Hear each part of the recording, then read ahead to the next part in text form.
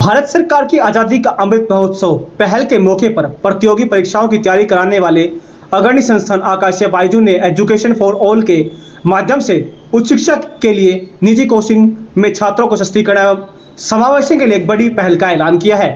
इसके तहत वंचित परिवारों के 7वीं से 12वीं कक्षा के करीब 2000 छात्रों को विशेष रूप से लड़कियों को नीट एवं जेईई का निःशुल्क कोचिंग एवं स्कॉलरशिप प्रदान की जाएगी।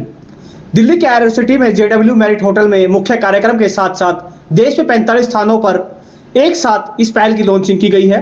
दिल्ली मुख्य कार्यक्रम में आकाश बायजू के chairman JC Chaudhary, managing director Aakash Chaudhary, CEO Abhishek Maheshwari, company के अन्य अधिकारी उपस्थित रहे। कार्यक्रम में आकाश बायजू के पूर्व छात्र भी उपस्थित रहे। ANTHEI के माध्यम से संस्थान से जुड़े हैं। पूर्व छात्रा को उनके शैक्षणिक पर उपलब्धियों के लिए ट्रॉफी एवं बुके देकर सम्मानित किया गया। इस प्रोजेक्ट के तहत चयनित छात्रा आकाश बायजू ने नेशनल टैलेंट एग्जाम 2022 NSTHI 2022 में हिस्सा लेंगे।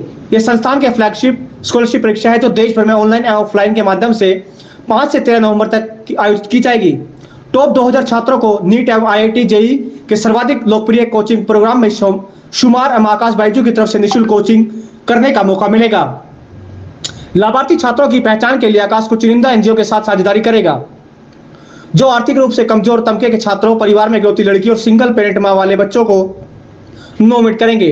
पूरे भारत में आकाश बायजू के करीब 285 से ज्यादा सेंटर हैं और देश के किसी भी कोचिंग इंस्टीट्यूट के सर्वाधिक शाखाएं हैं। हर सेंटर पर औसतन लगभग 9 क्लासेस होती हैं। एजुकेशन फॉर ऑल पहल को लेकर आकाश बायजू के मैनेजिंग डायरेक्टर आकाश चौधरी ने कहा कि इस इंडस्ट्री में इतने समय से कार्य करते हुए हमने अनुभव किया कि हमारे देश में लगातार मेडिकल एवं इंजीनियरिंग को लेकर महत्वाकांक्षा बढ़ रही है। हमारे युवा इन दिनों क्षेत्रों में समय के विकास एवं सामाजिक योगदान को लेकर मौजूदा संभावना अवसरों को समझ रहे हैं। हालांकि ऐसे लोगों को छात्र के लिए कोई निजी कोचिंग संस्थान में जाना संभव नहीं होता, जबकि ऐसे कोचिंग प्रवेश परीक्षा पास करने वाली उनकी संभावना को बढ़ा सकती है। लड़कियों के मामलों में मुश्किलें और बढ़ जाती हैं क्योंकि वह बहुत से परिवार लड़कियों की शिक्षा एवं पर बहुत ज्यादा खर्च नहीं कर पाते।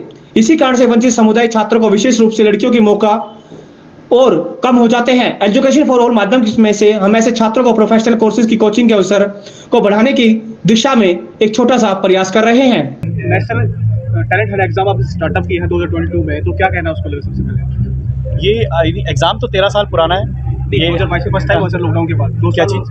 2 साल लॉकडाउन के निकल गए। हाँ, नहीं, लॉकडाउन के दौरान भी हमने ये एग्ज़ाम किया था, ऑनलाइन किया था, विच वाज हार्डर कि हम उन बच्चों तक नहीं पहुंच पाए जिन तक हमें पहुंचने की जो हम कोशिश करते हैं एंथे में कि हम अंडर प्रिविलेज छोटे गाँव में, छोटे शहरों में भी जाकर के एग्ज़ाम वो नहीं कर पाए थे। तो लास्ट ईयर हमने किया था, बहुत बड़ी स्केल पे किया था, 12.5 लाख बच्चों ने एनरोल किया था।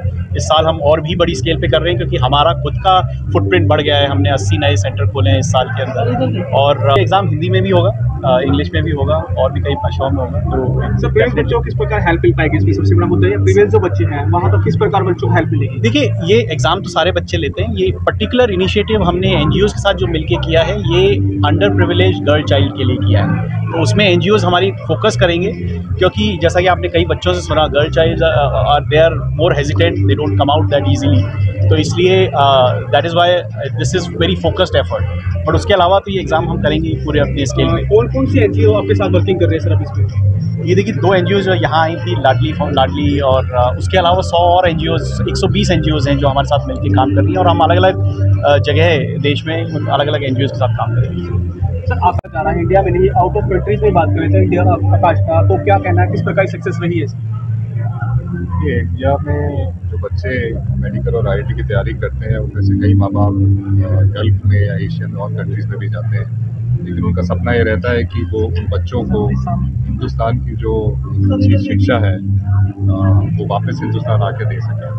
तो इसी कारण से JEE जैसी बॉडीज़ ने भी हिंदुस्तान से बाहर सेंटर रखना शुरू किया और उसके पीछे रीज़न यही था कि जो बाहर NRI पेरेंट्स हैं जिनके बच्चे हिंदुस्तान की अच्छी मेडिकल और IIT की एजुकेशन चाहते हैं, उनको भी मौका मिले। तो इसके चलते हम लोगों ने कई साल पहले अपनी ऑनलाइन एजुकेशन से गल्फ और बाकी कंट्रीज में जाना शुरू किया और इस एजुकेशन से काफ़ी बच्चों ने वापस आके हिंदुस्तान के अच्छे मेडिकल कॉलेज में एडमिशन भी पाया और यहाँ पढ़ाई भी कर रहे हैं। अब आने वाले समय में हमारा ये कोशिश रहेगी कि हम अपने ऑनलाइन फिजिकल हाइब्रिड प्रोग्राम्स को हिंदुस्तान के बाहर भी उन बच्चों तक ले जा सकें ताकि उनको मौका मिले कि वो वापस आके हिंदुस्तान में अच्छी पढ़ाई कर सकें और एक अच्छा नागरिक और अच्छी सोसाइटी में एडिशन करें। आज भी सिर्फ बात करें तो एजुकेशन को लेकर कहीं ना कहीं जो बैकग्राउंड विलेजर्स हैं वहीं पर कहीं ना कहीं दिक्कतें आती हैं, तो आकाश इसमें किस प्रकार कार्य कर रहे हैं? देखिए, एंथे की नींव ही उसी कारण रखी गई है कि हम ऐसे बच्चों को जो हम्बल बैकग्राउंड से हैं या जहाँ प्रिविलेज कम है, उनको ये मौका मिले ताकि उनको फाइनेंशियल बर्डन ना हो, ये सोचना ना पड़े कि आकाश की जो एक पढ़ाई है, जो सिस्टम है, उसको पाने के लिए उनको कोई फाइनेंशियल बर्डन अपने ऊपर ना लेनी पड़े और एक स्कॉलरशिप से ही वो 100% स्कॉलरशिप तक पा सकें और उसको पूरी पढ़ाई को कर पाए। अपने आकाश ने मतलब वुमेन एम्प्लॉयमेंट पे ज़्यादा फोकस किया है, तो क्या कहना आपका? देखिए, ये कोई आकाश की पहल नहीं है। इस चीज़ पे बहुत लोगों ने, सरकार ने खुद बहुत सारे काम किए हैं और हमारी ये एक छोटी सी कंट्रीब्यूशन है। हमें लगता है कि ना केवल इससे गर्ल चाइल्ड को फ़ायदा होगा, बल्कि मैं तो चाहता हूँ कि इससे जो बाकी संस्था हैं इस सेक्टर में, इस इंडस्ट्री में, उनको भी मोटिवेशन मिले ताकि वो भी आगे बढ़ के अपनी तरफ से जो उनकी क्षमता है आगे बढ़ के गर्ल चाइल्ड को, single mother, single earning parent को हेल्प करें ताकि ज़्यादा से ज़्यादा बच्चे रिमोट बैकग्राउंड से, लैक ऑफ प्रिविलेज बैकग्राउंड से मेडिकल IIT जैसे एग्जाम्स को क्रैक करें और वापस अपनी सोसाइटी में जाके अच्छा काम करें। सर, आपने कहा है कि जो क्रैक करेगा एग्जाम उसको नासा भेजेगी, तो क्या नासा को अपने इसरो में क्यों नहीं भेजना काम किया, कि नासा क्यों भेजना चाहते हैं?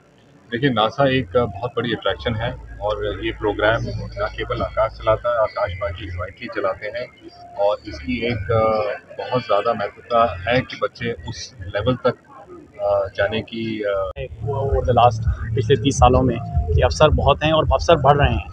बहुत लोग मेहनत कर रहे हैं अवसर बढ़ाने के लिए, तो बच्चे अगर सच्चे मन से मेहनत करेंगे, डिसअपॉइंटेड ना हो, मेहनत करें, कोई भी जो भी फील्ड वो चुने, तो there is no limit to what India can achieve. I think एक तरीके से ये हमारे लिए तो ऑलमोस्ट प्रिविलेज है कि हम अभी डेवलप कर रहे हैं, तो हमारे पास अभी ग्रोथ के बहुत ऑप्शंस हैं, बच्चों के पास हैं, देश के नागरिकों के पास हैं, देश के पास हैं। तो it's a wonderful journey ahead for all of us in this country. तो नेक्स्ट प्लानिंग क्या है आकाश की? क्या नेक्स्ट बच्चों को कुछ मिलने वाला बेस्ट? बच्चों के लिए तो हम कर ही रहे हैं, हमारा पूरा इंस्टीट्यूशन बच्चों को इसी तरीके से पढ़ाने में लगा हुआ है।